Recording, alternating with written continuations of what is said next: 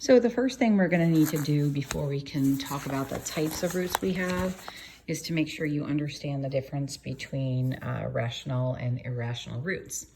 So let's assume that you have, this is the x-axis. We're just going to use a sketch right here to get a sense of things.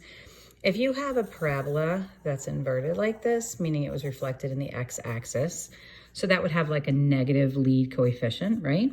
And you're going to look at its roots, you're going to find that its two solutions or roots are going to be here and here. Now, sometimes that's going to land on a rational number. So let's just go over this for a minute. Rational numbers. Okay, so rational numbers are any number that can be written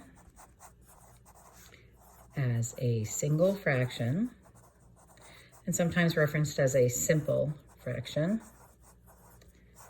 with an integer in the numerator or denominator, and the denominator can never equal 0. We discussed that last year because you can't take something that exists and divide it into 0 pieces.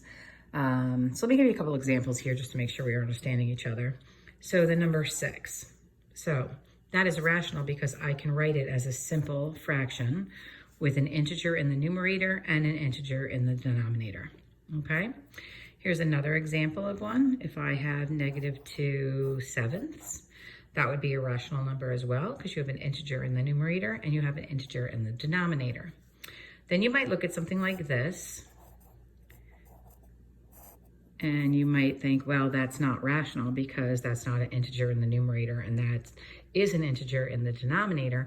However, because this is a perfect square, it actually can be written as 5/2. And 5 is an integer and 2 is an integer. So in fact, this is a representation of a rational number. And that's really where we start to look at things a little bit, because when it comes to the square root, you're going to see what kinds of solutions you get just by looking at the square root of the discriminant. So if you happen to get 1, 4, 9, 16, 25, 36, any of these, and if you extend to this, what you're really looking at is some value squared. So if we want to go over into our calculator, we can get a look at a perfect square list, at least some of them, not all of them, but some of them. So we're going to go into y squared, and I'm going to clear this guy out, and I'm just going to put in the x squared parent function, okay? So right here you see you have your 1, 4, 9, 16, 25, 36, 49, 64, 81, 100, like that. And you can see all of those. Sometimes, you know, and that will continue on indefinitely. Another way you can find out if a number is rational or not is by just using your square root. So if I put in the number 25 as a radicand, you will see that you get 5. And you should also know that you can get -5 as well. But we're going to account for that actually with the plus or minus in front of the square root. So if I put in 64, I'm going to get, I'm sorry, if I put in the square root of 64, I get 8. Okay, so that's good there.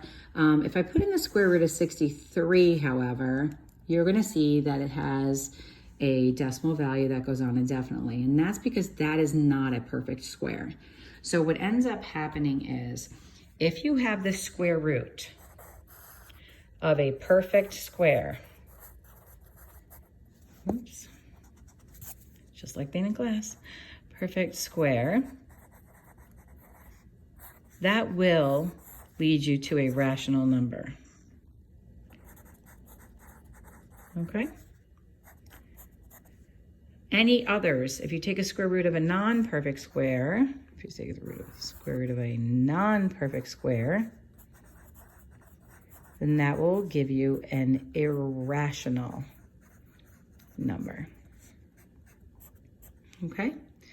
Now, should that happen, it still might look just like this, But instead of landing on a rational root, it might give you x is equal to, rad 24, which they might also write as, hold on a second, write the whole thing out. So you would have x is equal to 4.8989799486. And that actually does continue on indefinitely. It does not terminate at all. So if the calculator was able to handle more decimal places, then it would in fact continue on. So, but that is really what they're talking about. So between any two numbers on a number line, you have an infinite number of numbers. So between the two consecutive integers 5 and 6, you have an infinite number of numbers in here. So yes, it could land on 5.2, which would be 5 1/5, or it could land on 5.9. But if it happens to be crossing and it hits irrational roots, then you're going to find that when you do your quadratic formula, the radical underneath the square root will not be a perfect square. Okay, so let's pause here for one moment.